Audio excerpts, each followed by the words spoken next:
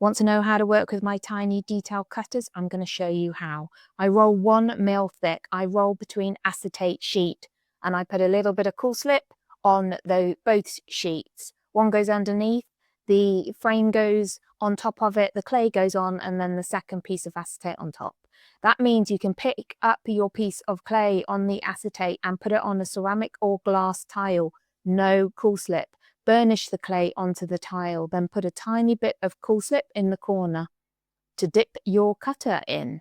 So dip in your cutter, make sure it's got some cool slip or other release agent on it, and then press it down straight into the clay. The clay should have stuck to the tile. What's super important now, wiggle your cutter out. Use both hands, it's much easier. I like to just dab off the excess cool slip.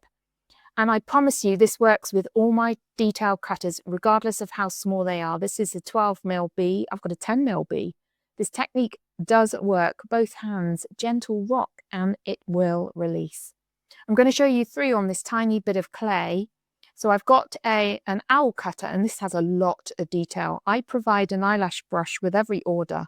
If you have a very detailed cutter, just use that to help you get the release agent in. This is the trick. Rock both hands. Rock gently. I promise you it works.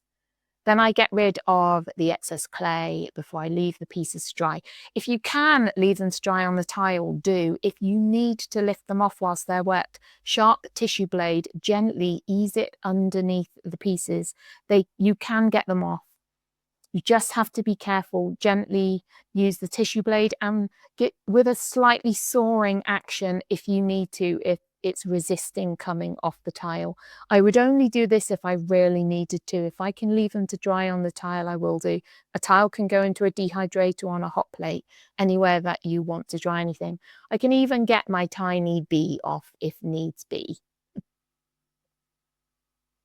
But if I can leave them alone, I will just leave them alone and let them dry. The other method is the cling film method, plastic wrap, a bit of food wrap over the top of the clay. You do not need release agent on the cutters for this one. Press down firmly.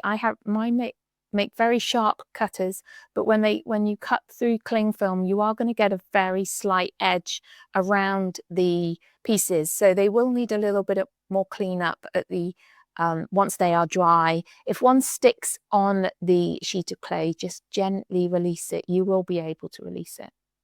So that's 2 different ways of using my cutters. They work both ways. You've either got a natural finish or a more squared edged finish.